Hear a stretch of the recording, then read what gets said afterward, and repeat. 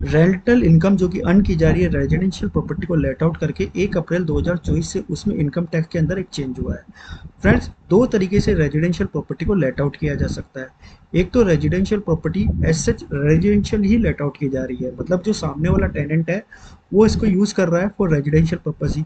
एक आपकी प्रॉपर्टी तो रेजिडेंशियल है, लेकिन जो टेनेंट है वो उसको कमर्शियल यूज के लिए ले रहा है। अब हम इसको समझते हैं कि क्या इसमें चेंजेस हुआ है।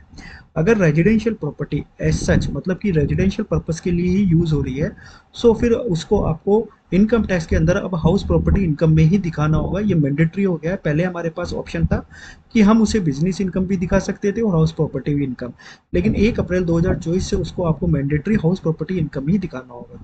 जब आप उसको हाउस प्रॉपर्टी की इनकम दिखाएंगे तो आपको स्टैंडर्ड डिडक्शन मिलेगी 30%, जो भी रेंट आप अर्न कर रहे हैं। अगर आपने कोई म्यूनसिपल टैक्स या उस प्रॉपर्टी से रिलेटेड कोई टैक्स पे किया है तो उसका डिडक्शन मिल सकता है।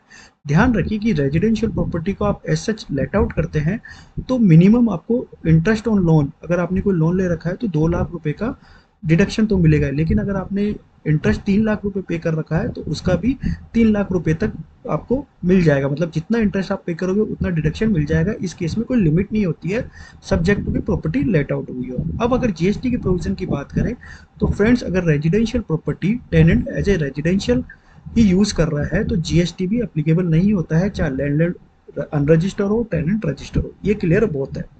अब दूसरी बात आती है कि रेजिडेंशियल प्रॉपर्टी तो है, लेकिन जो टेनेंट है वो इसका यूज कर रहा है कमर्शियल इनकम के लिए, बिजनेस इनकम के लिए। फ्रेंड्स, इनकम टैक्स में बोला गया है कि ओनर ओनर की ये रेजिडेंशियल प्रॉपर्टी है, ठीक है। अब अगर फॉर एग्जांपल किसी के घर में ओयो है, वो गेस्ट हाउस चला रहा है, उसकी प्रॉपर्टी रेजिडेंशियल है लेकिन जो एक्टिविटी है कमर्शियल है, लेकिन आपको इसको प्रूफ करना पड़ेगा कि जो एक्टिविटी कमर्शियल है तो इसके लिए आपका इलेक्ट्रिसिटी बिल जो आ रहा है वो कमर्शियल आ रहा है। आपके पास में किसी तरीके का लाइसेंस है कि आप ये प्रूव कर सको कि वो कमर्शियल एक्टिविटी चल रही है। अगर आप ये प्रूव करते हो तो फिर आप इसको एज ए बिजनेस इनकम दिखा सकते हो। अदरवाइज आपको ये रेजिडेंशियल प्रॉपर्टी हाउस प्रॉपर्टी की इनकम में ही दिखानी होगी। अब जीएसटी की बात करते हैं। जब रेजिडेंशियल प्रॉपर्टी का यूज एज ए कमर्शियल हो रहा है और इस केस में अगर लैंडलॉर्ड अनरजिस्टर है जीएसटी के अंदर और टेनेंट जीएसटी में रजिस्टर है, तो टेनेंट के ऊपर ये लाइबिलिटी आ जाती है कि वो जीएसटी आरसीएम में पे करेगा। फ्रेंड्स, अगेन मैं बोलता हूँ, लैंडलॉर्ड अनरजिस्टर होगा और जो टेनेंट है वो जीएसटी में रजिस्टर होगा और रेजिडेंशियल प्रॉपर्टी का यूज कमर्शियल किया जा रहा होगा। तो यहाँ पे दोनों पॉइंट क्लियर हो गए। अब बात करते हैं दूसरा पॉइंट जो आ रहा है हमारा सैलरी के टीडीएस को लेके। फ्रेंड्स, इसको भी एक बहुत ही एग्जांपल से समझ लेते हैं। मोहन XYZ कंपनी में काम करता है, उसे सैलरी मिलती है। मोहन ने एक कार परचेज करी जिसकी वैल्यू 10 लाख रुपए से ऊपर थी।